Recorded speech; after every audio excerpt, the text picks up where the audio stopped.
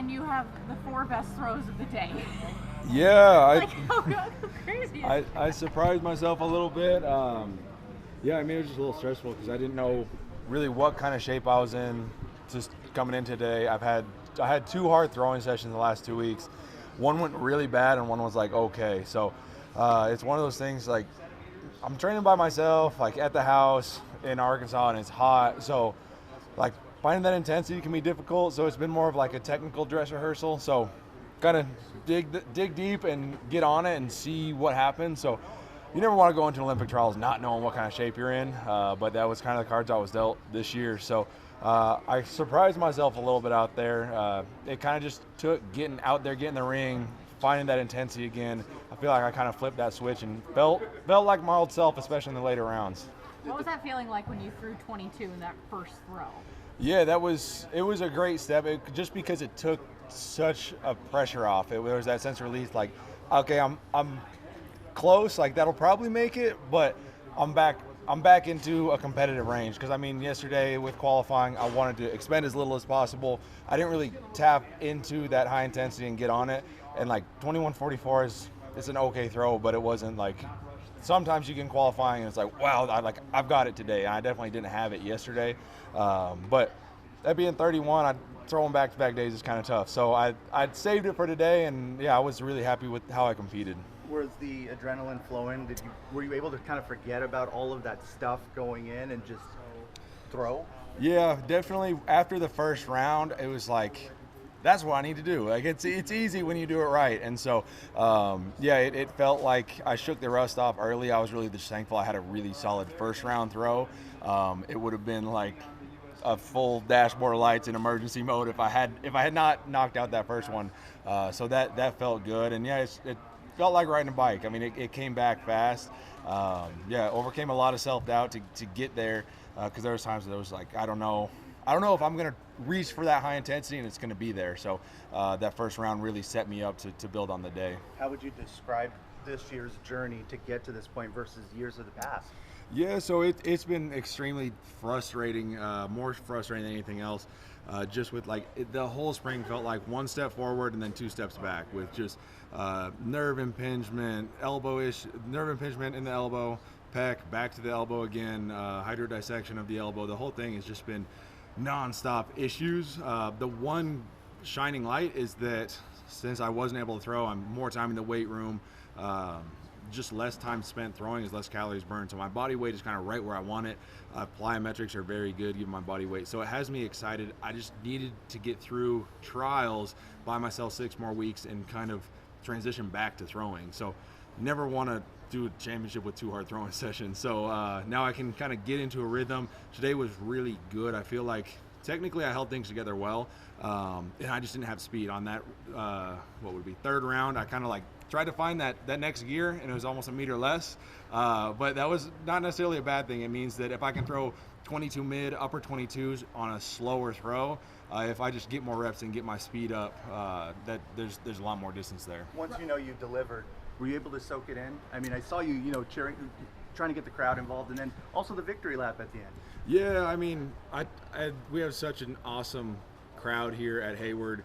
Just the atmosphere is awesome, and I feel like nowhere else in the world can I be hanging out for 40 minutes after the meet and still have people staying to want autographs. So as a shot putter, that's awesome just to see. It's something that throughout my career, I feel like not just me, but the other guys, Joe especially, have helped develop that culture and that passion for the shot put. So to see field events getting the love out here was really awesome. Yeah, took an hour plus victory lap, and so I tried to get everybody. I think I got just about everybody that stayed. Do you feel like you came through okay? Neither of those injuries really flared up today? Yeah, I felt the elbow a little bit. Pec felt good. Yeah, anytime you kind of the biggest thing with the elbow is the velocity is kind of what flares it up. So I'm gonna get some work done, get some ice on it, but it wasn't. It was better than most of my bad throwing sessions. So as soon as you let that go, if you piss that ulnar nerve off. So yeah, it feels like you smashing your funny bone with a hammer. So I didn't have any of those today. So it'll be a little sore, but definitely be back to training on a normal schedule after this. What's Was there any consideration for just trying to make the team and save yourself repairs?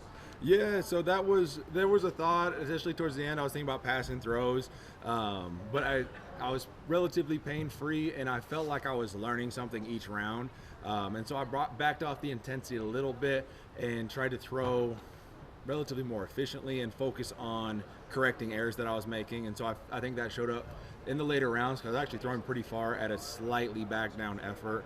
And I mean, you get out there and you have the game plan of like, oh, I'm gonna take it easy and make the team. But you get in front of thousands of people cheering and clapping for the shot. It's like, I gotta put on a show as best I can.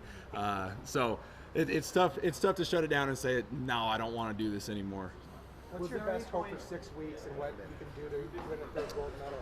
Yeah, so I mean, with the Olympics, it's always a challenge. The distances that you want to throw have to be relative. I remember the best example is before Tokyo, Peyton had a Fitbit and we were at 15,000 steps before the final on the hottest day in Olympic history. So you put 15,000 steps and 3 hours in 100 plus degrees, and it's tough to throw far. So taking that into account, the biggest thing is getting the win at the Olympics. The distance is a bonus, but I would love to be in the shape that I can be in PR shape at the Olympics, and that's my favorite thing about being a world record holder is that if you do get a PR, it's a new world record. So that's such a special feeling. But it has me really excited because I feel like while the preparation wasn't perfect, I laid a great foundation to kind of taper the next 6 weeks. So today there was some really good things. Like I got a lot of power. I am not aggressive on my finish. I mentioned earlier I've kind of modeled my technique a little bit more to be a little bit more finessey, kind of like a Zane Weir, because I've lost that big hit with the elbow issue. I don't have that big hit, the big finish, and the specific strength that I would like to have. And so I feel like out of the back I was pretty solid today. I was bringing in a little more energy. I just didn't have that turnover, that speed at the finish. So if I can have kind of that cute European setup along with the classic American smash finish on the shot, I should be throwing pretty far. Ryan, how excited are you just to have that crowd back at the Olympics, especially after going through and accomplishing what you did in Tokyo? Yeah, so I mean, Tokyo as a city, as a host city, they did a phenomenal job with the cards they were dealt. But I'm just the thing that I'm the most excited about is just feeling that Olympic atmosphere in Paris. You see the world come together, having an open Olympics, just with all the athletes, the fans coming together, and you really like uniting and finding commonality around sport. And there's just so much passion that the fans bring, that the athletes get to display in person.